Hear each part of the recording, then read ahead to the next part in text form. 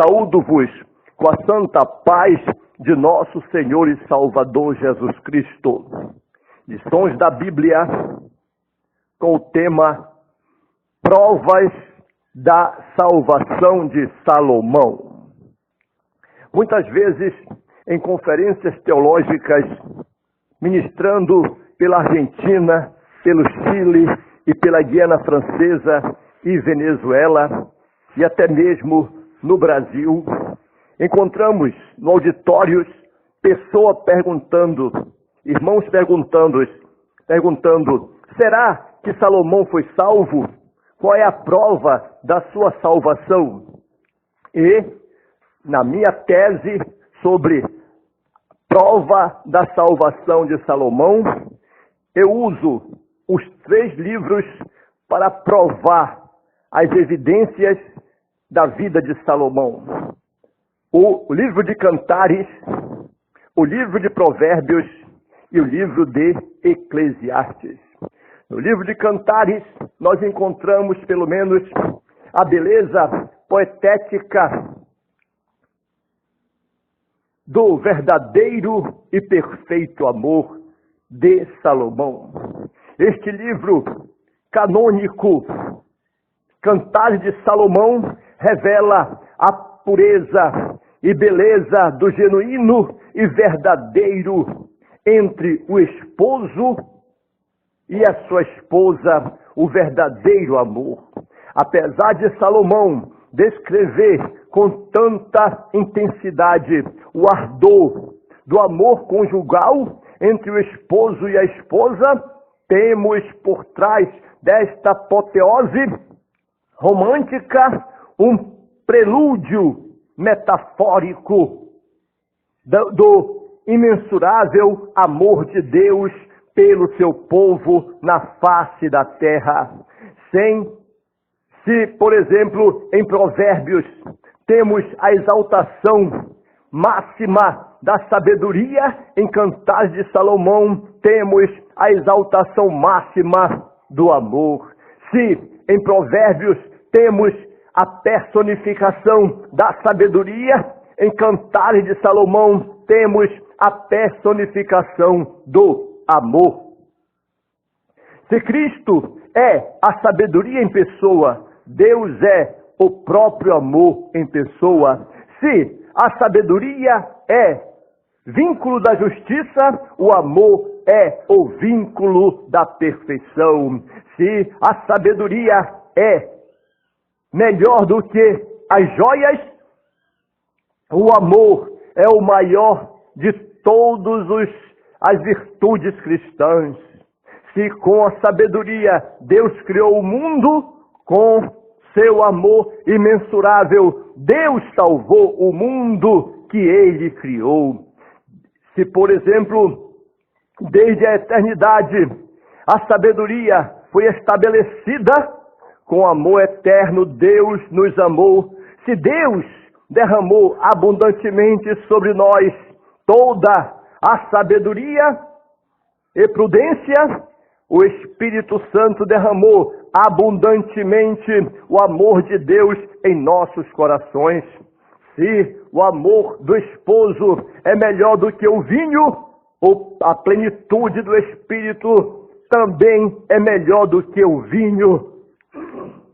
O amor é a maior e mais sublime de todas as virtudes cristãs e por isso merece a primazia entre os gomos do fruto do Espírito Santo e entre todas as demais virtudes bíblicas também. A Trindade Santa demonstra ao longo das Escrituras um amor incomensurável em favor de toda a humanidade. O Pai, Deus, amou o mundo de uma maneira grandiosa e inexplicável também. O amor do Filho supera todas as dimensões imagináveis e vem exercendo e excede toda a compreensão humana. O amor do Espírito Santo é tão grande por nós que ele chega a ter ciúmes e um zelo profundo por nossa vida. Por isso que Deus vela pela sua palavra para cumprir. Este amor é o amor ágape, que é a palavra grega que é empregada pelo apóstolo Paulo para descrever o verdadeiro amor e divino. No capítulo 13 de 1 Coríntios é considerado o capítulo do amor, porque fala da excelência do amor. O amor ágape é o verdadeiro amor de Deus. O amor fraternal falha, o amor paternal falha, o amor maternal falha, o amor conjugal falha, e todas as demais formas do amor também falham. Porém, o único amor que não falha é o amor ágape, o amor genuíno e verdadeiro, porque é o amor de Deus. Deus é amor, o amor é infinito, indescritível, imensurável, largo, comprido, alto e profundo. Este é o amor de Deus. Devemos cultivá-lo para que possamos perfeitamente compreender com todos os santos qual seja a largura e o comprimento e a altura e a profundidade, e conhecer o amor de Cristo que excede todo entendimento, para que sejamos cheios de toda a plenitude de Deus. Logo, quero afirmar que Salomão teve o seu período de vaidade, o seu período em que ele foi um homem carnal, um homem materialista, um homem que não obedecia a Deus. E por isso eu digo que esta é a fase de Cantares de Salomão. No entanto, Salomão teve a sua segunda fase, a saber, a fase dos provérbios, que nós chamamos os provérbios de Salomão. A saber, quando a palavra é bem clara em provérbios, provo que Salomão, ele caminhou para a salvação. Até Cantares, ele estava em uma condição precária, mesmo assim estava vivendo o amor, mas um amor material, um amor conjugal, um amor fraternal, um amor apenas às coisas que ele poderia ver. No entanto, em Provérbios nós já podemos encontrar a sabedoria e a prudência para o homem viver feliz. Já começou a haver uma analogia de uma vida na vida de um homem, que foi na vida de Salomão. Chegou o período em que Salomão começou a viver o período dos provérbios, a saber, porque este livro de provérbios, ele é canônico. Provérbios revela o auge da sabedoria de Salomão. Na Bíblia é dito que Deus deu a Salomão sabedoria e muitíssimo entendimento, largueza de coração, inteligência, como a areia que está na praia do mar. Era a sabedoria de Salomão maior do que todos os do Oriente e do que toda a sabedoria dos egípcios, e era ele ainda mais sábio do que todos os homens, e do que Etã, o Israelita, e do que Hermã, e Calcol, e também Darda, filhos de Moaol.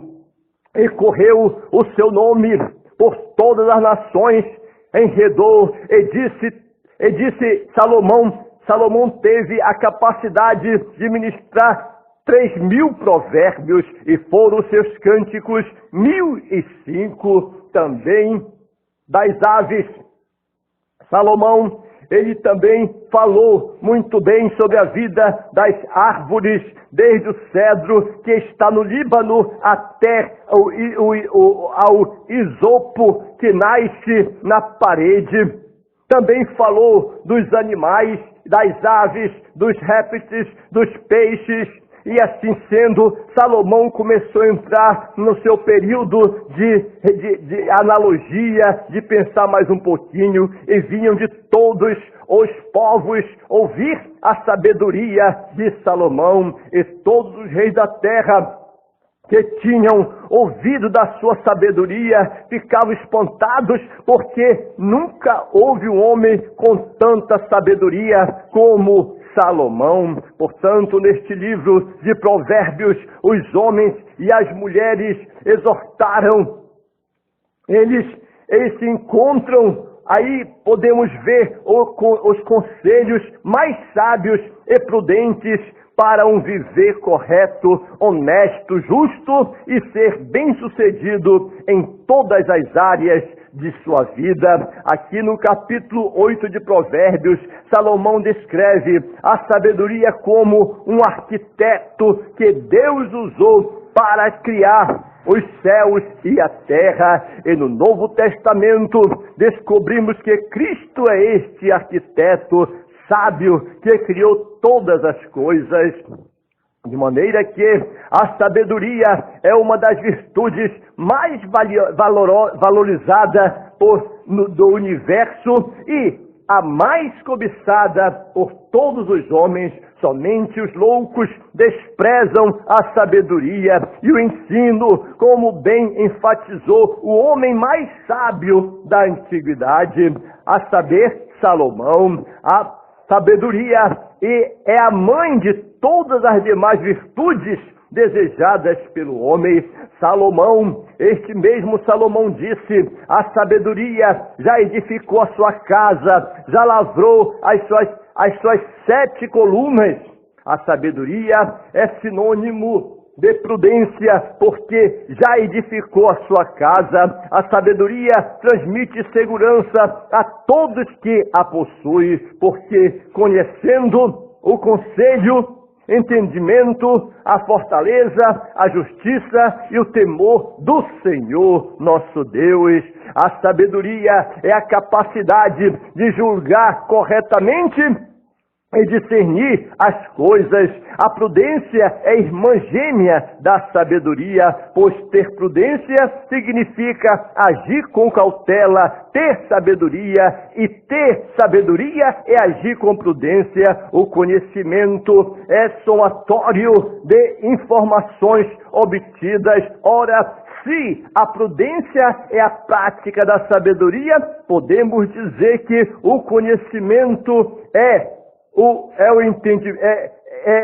fundamental para a vida do homem, e ele é parte teórica da sabedoria. O conselho é a instrução da sabedoria. Somente a sabedoria dispõe do verdadeiro conselho. O entendimento é a capacidade de entender, pensar, raciocinar, interpretar, compreender e conhecer profundamente. Grande fortificação, um abrigo contra o perigo, com uma virtude que compõe a sabedoria. A fortaleza fala da segurança que a sabedoria transmite a quem a possui. Quando você é sábio, quando você obedece, quando você vive a palavra, então você está vivendo a sabedoria. A justiça implica tudo aquilo que é justo, correto e verdadeiro. A sabedoria ensina a guardar os mandamentos de Deus e apartar-se do mal. Logo, Salomão conclui o livro de Provérbios escrevendo o capítulo de ouro da mulher virtuosa, cujo valor excede aos mais finas joias que existem no mundo. Logo, Salomão estava entrando no seu período de analisação, deixando o mundo para trás, deixando o pecado para trás, abandonando tudo e entrando em uma nova vida, a saber, a vida de um compromisso com Deus, a vida de um homem que agora resolveu no seu coração a declarar a sua fé em Deus e a zelar desse Deus maravilhoso e desse testemunho glorioso que é a palavra de Deus. Então Salomão teve a fase de Cantares,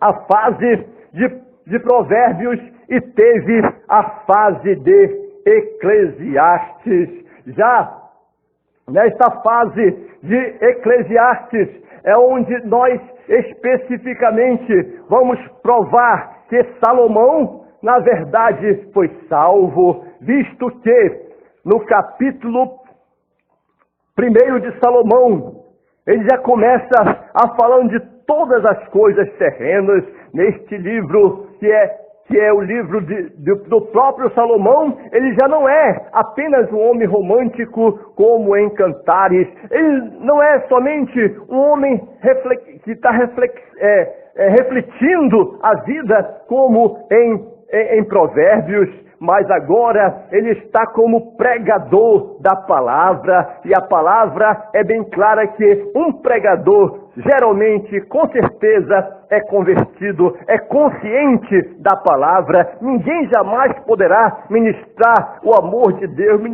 declarar que Jesus é o Cristo, se não for pelo Espírito Santo de Deus. E ninguém declara que Jesus é o Senhor se não estiver desfrutando desta felicidade da salvação gloriosa.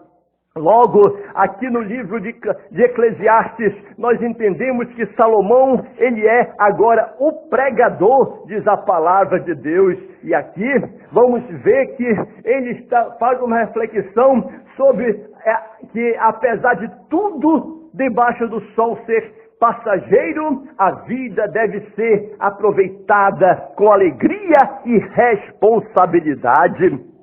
O livro canônico de Eclesiastes é o livro mais filosófico da Bíblia Sagrada. Nesta obra didática filosófica escrita pelo sábio Salomão e pregador, encontramos o homem que havia experimentado tudo de bom que na vida poderia oferecer-lhe e um pouco mais ainda, refletindo sobre sua jornada na terra ao longo de seus anos e dando-nos instruções preciosas sobre como aproveitar o melhor desta vida tão passageira que vivemos neste mundo. Salomão foi um dos homens mais privilegiados da história, nasceu em um berço rico, em um berço de ouro, e herdou o legado de seu pai Davi, o maior rei da história de Israel. Salomão assumiu o trono de Israel quando seu pai Davi já havia subjugado todos os inimigos de Israel. Não havia sequer ele tinha inimigos para se preocupar ou ameaçá-lo. Ninguém mais estava lutando contra Israel. E nesse período Salomão governou, Salomão reinou com toda esta sabedoria.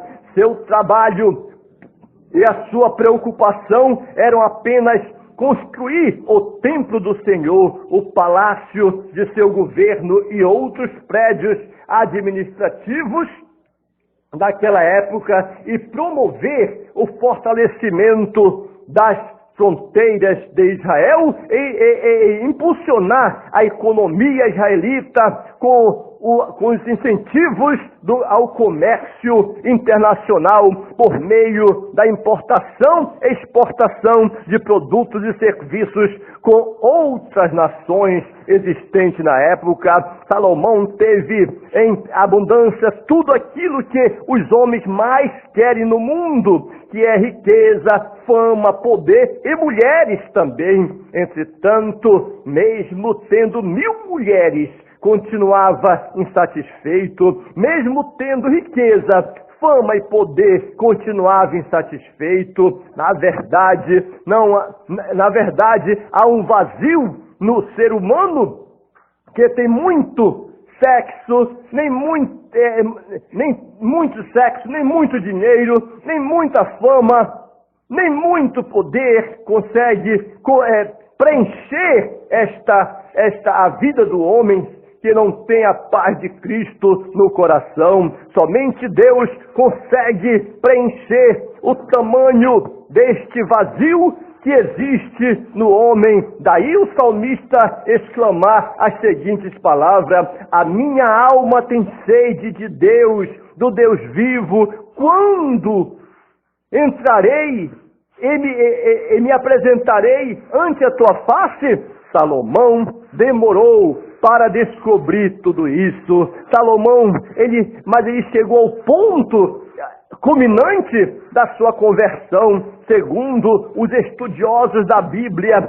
os 3 livros escritos por Salomão, que é Cantares, Provérbios e Eclesiastes, refletem as 3 fases da vida do sábio rei Salomão. Cantares se refere à fase romântica e, portanto, é a época da juventude de Salomão. Provérbios se refere à fase de sabedoria e, portanto, é a época da sua maturidade. E Eclesiastes se refere à fase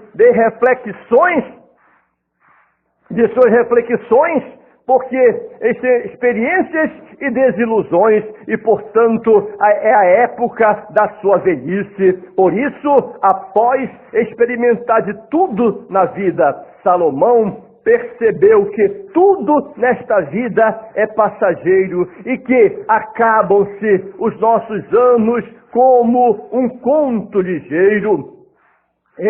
O próprio Salomão, resume a sua reflexão filosófica sobre a vida, dizendo: de tudo que se tem ouvido, o fim é: teme a Deus e guarda os seus mandamentos, porque este é o dever de todo homem, porque Deus há de trazer juízo sobre todas as obras e até tudo o que estiver encoberto, quer seja bom, quer seja mal. Logo,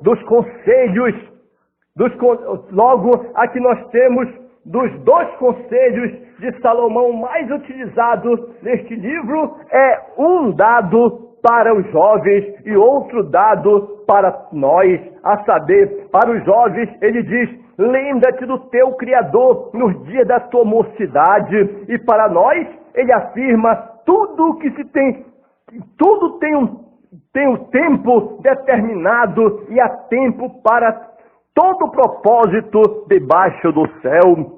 Com estas e outras argumentações teológicas, provamos que Salomão foi salvo porque ele refletiu, ele reconheceu que o homem precisa de Deus. Que Deus nos abençoe e nos guarde para sempre. Creia em Jesus Cristo, Ele é o único Salvador da humanidade. Amém.